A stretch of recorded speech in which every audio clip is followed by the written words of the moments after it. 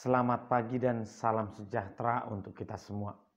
Bapak Ibu saudara terkasih, di pagi hari ini kita kembali berjumpa untuk mendengarkan firman Tuhan yang mengajarkan kita tentang sukacita orang dalam pilihan terbaik. Marilah kita berdoa. Terima kasih Tuhan, kami bersyukur di pagi hari ini untuk penyertaan Tuhan dan berkat Tuhan. Kami hendak mendengarkan firman-Mu. Berkati kami Tuhan, agar kami mampu menghidupi firman-Mu. Di dalam nama anak-Mu Yesus Kristus kami berdoa. Amin. Firman Tuhan tertulis di Lukas pasal pertama ayat 46 sampai 47. Lalu kata Maria, "Jiwaku memuliakan Tuhan, dan hatiku bergembira karena Allah Juru Selamatku. Gabe di doksi Mariama, dipati bulu rohaku do Tuhani, Maria iya do todiku mida di bata si palua ahu."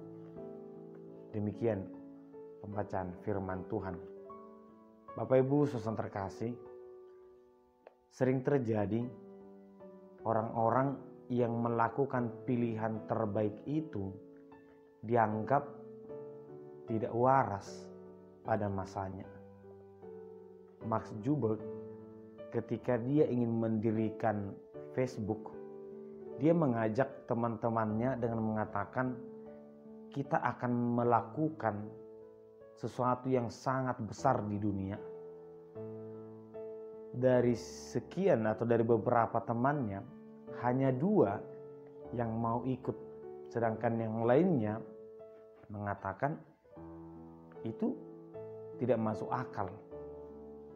Tetapi sekarang kita melihat mereka adalah orang-orang yang luar biasa di dunia ini.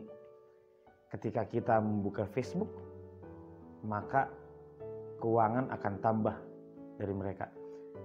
Ketika kita membuka Instagram atau WA, keuangan mereka bertambah, sangat luar biasa. Tapi terkadang itu yang terjadi. Sesuatu yang luar biasa itu hanya dilihat dan diakui ketika itu sudah sukses. Ketika itu masih proses awal. Seperti yang saya katakan tadi, terkadang dikatakan itu tidak waras. Sama seperti Nuh yang membangun bahtera yang berada di atas bukit. Bahtera yang sangat besar. Ketika di awal orang akan berkata itu sebagai pekerjaan orang tidak waras. Tapi ketika air bah turun, orang akan berkata, tolong aku. Dan semua sudah terlambat. Bapak Ibu saudara terkasih, pilihan yang mudah itu terkadang dihubungkan dan dianggap sebagai pilihan terbaik. Padahal itu tidak selalu. Pilihan yang sulit ini terkadang dianggap juga sebagai pilihan yang salah. Padahal jika kita melihat banyak realita, pilihan terbaik terkadang itu jatuh kepada pilihan yang paling sulit. Apa yang dialami oleh Maria tentu ini bukan pilihan yang mudah. Ketika malaikat menjumpai dia, tentu dia berpikir panjang. Apa yang akan kualami, apa yang akan dilakukan oleh Yusuf, apa yang akan dilakukan oleh orang-orang Yahudi yang sangat kuat dengan hukum tentang perkawinan. Mungkin dia akan diusir atau dilempari karena termasuk orang yang tidak menghargai kekudusan perkawinan. Itu pilihan yang sangat sulit. Tetapi di dalam pilihan yang sulit itu sendiri, dia tidak mengandalkan pikirannya. Jadilah kehendak-Mu Tuhan. Biarlah kehendak Tuhan yang terjadi, bukan kehendakku. Dan benar, masa-masa sulit itu pun dialami. Mungkin Alkitab tidak mencatat secara lengkap, tapi kita bisa melihat dalam setiap drama kelahiran, kisah ini akan digambarkan dengan begitu beragam. Bagaimana orang-orang akan menolak Maria. Bagaimana budaya Yahudi bisa menerima seorang wanita yang belum menikah, yang masih status bertunangan, tapi mengandung. Bagaimana mereka bisa mengakui yang dikandung itulah seorang juru selamat? Sepertinya tidak akan mudah.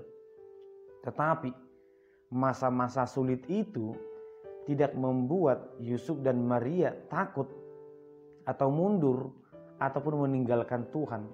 Dan justru di masa-masa sulit itulah mereka merasakan penyertaan Tuhan. Bagaimana Tuhan melindungi mereka, bagaimana Tuhan berbicara kepada mereka. Dan pada akhirnya dia berkata dalam nyanyiannya, jiwaku memuliakan Tuhan, hatiku bersukacita karena ternyata pilihanku adalah pilihan terbaik dan pilihan yang berkenan kepada Tuhan. Nama Maria dan Yusuf itu dikenal sebagai orang tua ataupun orang yang patuh kepada Tuhan, orang yang mengabaikan tantangan dunia demi mengutamakan kehendak Tuhan. Dia bersukacita bukan karena dia diberikan kesempatan mengandung, tetapi dia bersukacita karena dia mampu bekerja untuk Tuhan. Bapak Ibu saudara terkasih, sukacita seperti inilah yang hendaknya dimiliki oleh semua orang. Bersukacita bukan karena seseorang mampu melakukan hal-hal yang besar, bukan. Tetapi sukacita karena kita mampu melakukan apa yang Tuhan kehendaki. Hidup kita berkenan kepada Tuhan. Bisa jadi hidup kita berjalan dengan mudah. Tapi untuk apa jika itu tidak berkenan untuk Tuhan? Bisa jadi kita melakukan hal-hal yang luar biasa, tetapi kalau itu tidak berkenan untuk Tuhan, seakan-akan hidup itu akan menjadi sia-sia. Oleh karena itu Bapak Ibu saudara terkasih, semua orang memiliki kesempatan dan peluang yang sama untuk hidup berkenan kepada Tuhan. Mari peluang itu jangan diabaikan. Mari kita jangan hidup menurut pikiran kita masing-masing. Mari kita ketika bertanya, melakukan sesuatu, berbicaralah kepada Tuhan.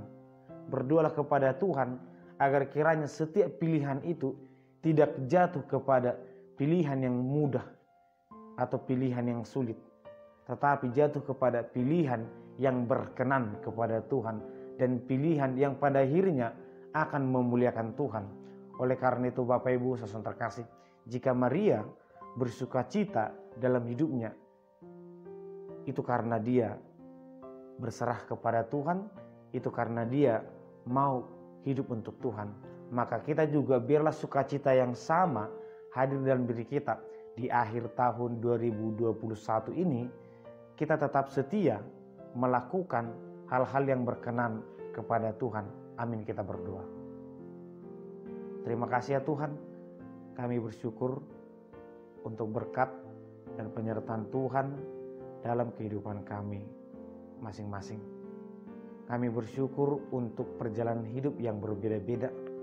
Biarlah kiranya Tuhan yang memberkati kami agar kami semakin dimampukan untuk memilih pilihan terbaik, bukan pilihan yang mudah. Biarlah kiranya hidup kami hanya untuk memuliakan Tuhan. Di dalam nama Anak Yesus Kristus kami berdoa dan mengucap syukur. Amin.